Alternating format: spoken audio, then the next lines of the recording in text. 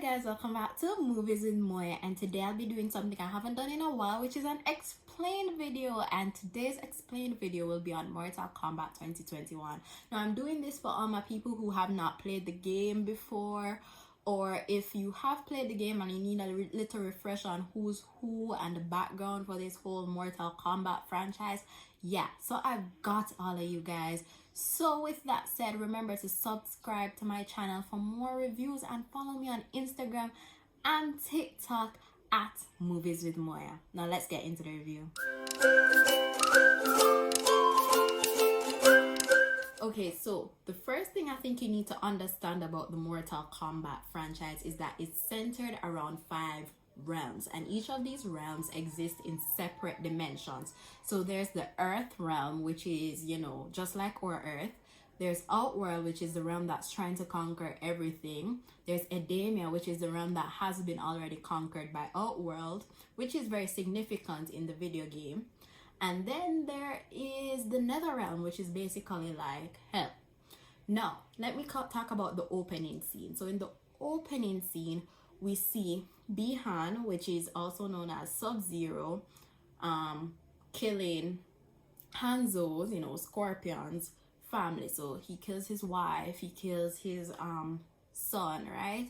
And then Hanzo comes back and he sees that his family has been killed, and then he gets into a battle with Bihan, you know, Sub-Zero. So Scorpion and Sub-Zero are fighting it out, and this is not spoiling anything for you because it's legit the opening scene and it's kind of so predictable. But yeah, Scorpion loses. So yeah, Hanzo, otherwise known as Scorpion. By the way, I use these names interchangeably because, you know, they can be used interchangeably. So yeah, Hanzo loses, and then we see his body go up in fire, right? So he is banished to the Nether realm, which I told you before is kind of like hell.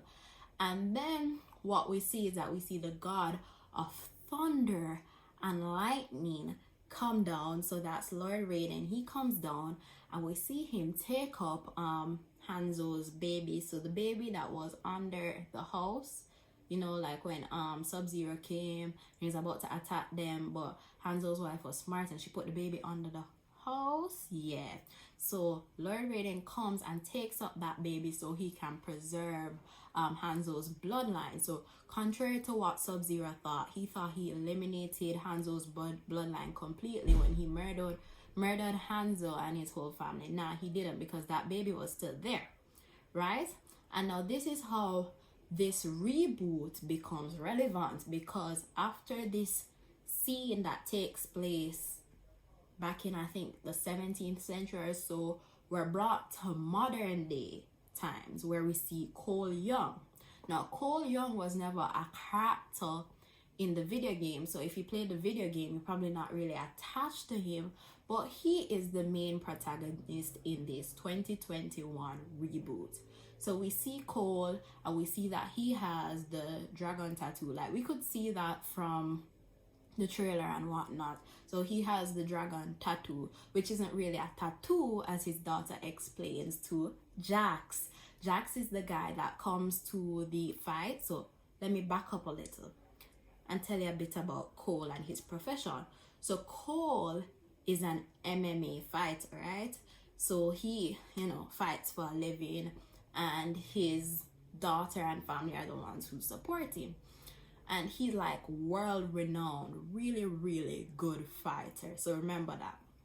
And then now Jax comes to one of his tournaments and starts to inquire about his dragon tattoo. So he tries to inquire about this dragon tattoo to kind of sort of make sure that, you know, he is one of those selected for Mortal Kombat. So yes.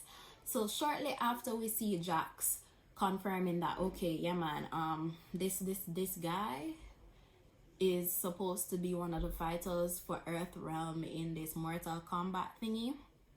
He we see where Sub-Zero comes in now. So the whole world kind of flips upside down, and we see Sub-Zero coming in to kind of, you know, capture Earth. Now let me tell you why Sub-Zero is trying to capture Earth.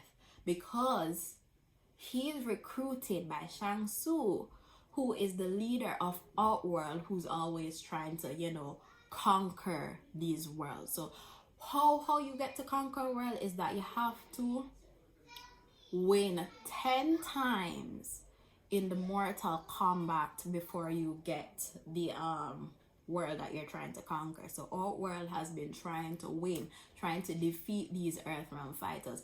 And if you've played the game, that's the basis of the game. So what happens is that you fight until, you know, the 10th battle. You fight through the 10th battle, and whoever wins that gets the realm, right? So Outworld is trying to conquer the Earth realm, and so Jax is warning Cole, who is one of Earthrealm's, who has been chosen as one of Earthrealm's fighters, to come and fight out in the Mortal Kombat, right? Now, let me tell you also a little bit more about Cole. So I had mentioned that he's a descendant of Hanzo, who is, you know, Scorpion, right? So yeah, remember that. So he's a descendant of Hanzo, and that's why he keeps seeing flashbacks of Hanzo in the mirror. So, you know, Scorpion is trying to like get in his dreams, get in his head. And Scorpion himself in this movie is just trying to avenge his whole bloodline. And with all of that said, you know, that little background, that's what leads into the whole Mortal Kombat, into all of this fighting and everybody, you know, trying to win all these fights we see throughout the movie. Now that you know all of that, I want to introduce you to the other fighters now. So you have Sonya Blade. So that's the girl that we saw with her whole setup. You know, the typical movie trope where you see somebody with a lot of pictures on the wall and them trying to like figure out what's going on. Yeah, she's the girl. That's Sonya Blade. She's a fighter. Then there's Kano. So Sonya Blade, Kano, and Cole, we see them working with Lord Raiden. So remember I told you about Lord Raiden before? He was the god of thunder and lightning. So he's trying to get the Earthrealm fighters to fight out Outworld. He's trying to work with them so he can fight out Outworld. So that team kind of thing is like Cole, Jax, Sonya Blade, and Kano, you know. And then you have Shang Tsung's warriors, which are like Nitara, Mileena, Goro, Reiko, Gabal, and Reptile. So, you know, those are the ones fighting against the ones that were recruited by Lord Raiden. And throughout it, you also see other people that are like familiar from the video game, like Liu Kang and all of that. So with that said, I hope I've given you enough information for you to kind of understand. If you've watched the movie already, you know, and you needed some clarification, or if you haven't watched the movie, I hope that this gives you a good foundation going into the movie, because as I said before, I think that this movie is better appreciated if you understand the video game. Mind you, you're not alone if you did not play the video game, because I didn't, and I had to do my work. So I'm here to give service to all you people who have not watched the video game but want to appreciate this movie. I would say it's an 8 out of 10. It's a good watch. The fighting is amazing. If you're looking for something genuinely entertaining to watch, watch it. Like, as I said, you don't need to understand it. Like, just watch it, because it's just bare gore, bare fighting. It's exciting. It's a good time. It's a good time. And it's an even better time if you've watched Moya's explain video and you know everything that is going on. And I also hope I didn't give you guys any spoilers. I don't think I gave you guys any spoilers, because everything I said is just you know, understanding who is who and who is relevant and whatnot. So remember to follow me on all my socials at Movies with Moya. Please subscribe, guys. I'm trying to get to 300 subscribers, and it won't be possible if you don't subscribe.